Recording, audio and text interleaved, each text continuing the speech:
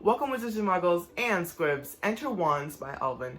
In today's video, we are going to talk about the top 5 things that you probably did not know about Harry Potter. As for today's wand, we have the wand of Minerva McGonagall. Now, she is the deputy headmistress of Hogwarts and head of Gryffindor House. Of course, my favorite scene of her was in the Deathly Hallows Part 2, where she fought off against Snape. If you guys haven't seen it, I recommend you go watch it immediately because that scene is amazing and top-notch. Before we get into this video, I'm sure all of you guys are well aware about the new Harry Potter game called Hogwarts Legacy. And if you have not seen the trailer, I recommend you go watch it right after this video because it looks amazing and fantastic.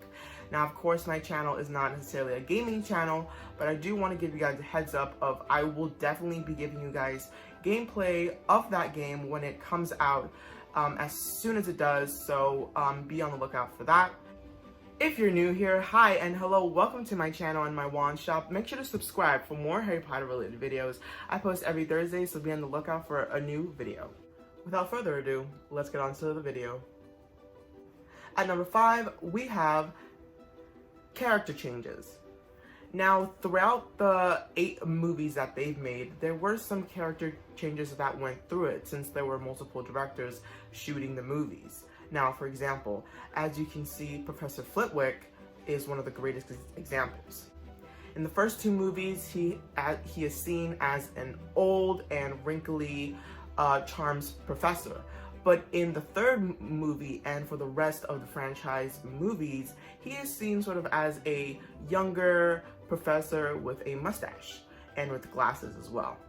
Well, this was due to the fact that Chris Columbus filmed the first 2 films, and he was true to the books. In the books, it said that Professor Flitwick was a small and old charms professor, but then Alfonso Cuarón took over in The Prisoner of Azkaban and said he wanted a more younger look to Flitwick and changed his entire wardrobe, and thus gave us the look of younger Flitwick. Another interesting tidbit about the Flitwick fact is that it is the same actor. Warwick Davis, who also played the role of Griphook and the goblin that introduced Harry at Gringotts, of course had to still change the wardrobe from the first 2 films to the rest of the films. So props to Warwick, he's a fantastic actor. Another great example of this is, of course, Dumbledore. Now, there were 2 actors that played Dumbledore in the first 2 films. In the first 2 films, the actor was called Richard Harris. He played Dumbledore, in my opinion. Don't tell anybody. He was the better Dumbledore. But a lot of people can dispute against that. I thought he was true to the books. He had a warm feeling about him, and I thought that the role of Dumbledore just fit him perfectly. But unfortunately, he died of a disease in 2002. And in even more bad news, Richard Harris died before he can even watch the release of The Chamber of Secrets. But of course, since Richard has unfortunately passed away, they had to recast him. And of course, they chose Michael Gambon, in which we see throughout the rest of the films. And I think that he was a great Dumbledore, except for the fact of, well, this scene. I protest! Harry, you put your name in the goblet of fire. Yeah. But overall, that Dumbledore was friendly, he was strict, and he played the role well of a headmaster of a school. At number 4, we have Maggie Smith. If you don't know who Maggie Smith is, she is the actor that portrayed Professor McGonagall. Now, she is an amazing actress. She's been in a ton of films and TV shows, but of course, her most renowned role is the role of Professor McGonagall. A fun fact that you probably didn't know about her is that she was diagnosed with breast cancer during the filming of Harry Potter and the Deathly Hallows Part 1.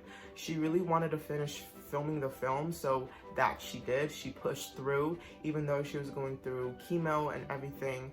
But in the end, amazing news came through, and she beat it. Just like the powerful witch that she is. Another thing that you may not know about Maggie Smith is that she knew Daniel Radcliffe. Of course, as all of you know, Daniel Radcliffe played Harry Potter in all the 7 films.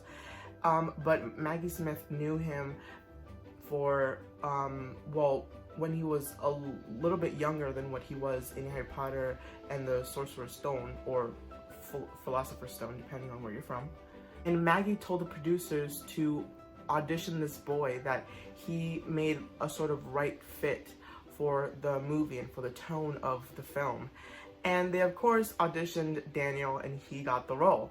So I think that Daniel and Maggie do have a special connection due to that, but also of course, you know, they had a lot of dialogue and interactions with the films, so I think that that is super sweet of her, and I really, really love Maggie so much. For number 3, we have the Mirror of Erised. We first see the Mirror of Erised in the first film, Harry Potter and the Sorcerer's Stone, when Harry walks into a secluded room, and in the mirror he sees him and his mom and his dad. That is his greatest desire.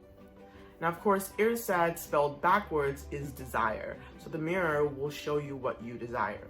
A fun fact included within this one is there's a scripture imprinted on the Mirror of Erised at the top, and it is backwards. Now, I'm not going to repeat what the scripture says because it's going to sound like I'm trying to cast a spell or some other thing, but if you put it in front of a mirror or you read it backwards, it says, "I show you not your face, but your heart's desire." Another fun fact of this is that in the book and in the movie, Harry asks Dumbledore what he sees when he faces the Mirror of Erised. Now, Dumbledore says socks. You can't have enough socks. But in reality, it was later revealed that Dumbledore saw his sister alive and his brother at his side, and his whole family reunited and happy and alive together. At number 2, and possibly my favorite, is wands.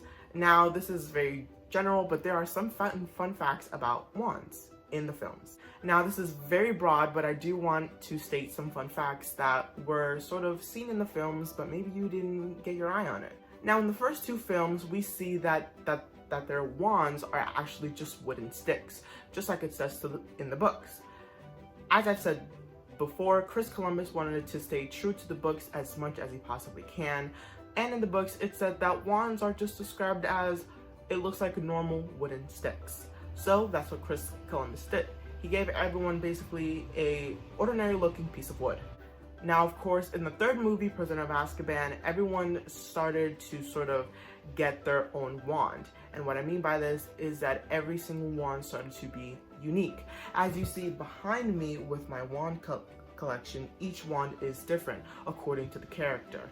Now, of course, right now I have McGonagall. If it wasn't for Alfonso Cuarón, this will probably just be a wooden stick, and probably this collection wouldn't exist or be as eccentric looking as it is. Finally, at number 1, we have, what is the scripture below the Hogwarts crest? Of course, we've all seen the Hogwarts crest: Gryffindor, Ravenclaw, Hufflepuff, and Slytherin, but at the bottom there is something written in Latin. And if you've always wondered what that says, or to translate it into English, it roughly translates to, "Never tickle a sleeping dragon." That is what is written in Latin at the bottom, if you never knew. I must say that is a weird piece of advice, but an obvious one to state the least. Of course, you never tickle a sleeping dragon, especially if that dragon is a Hungarian horntail or any other type of exotic and dangerous dragon. So there you go. Those are my top 5 fun facts that you probably didn't know about Harry Potter. If you enjoyed that video, make sure to give it a thumbs up, and also don't forget to subscribe. But for now, always keep your wands up at the ready. Always.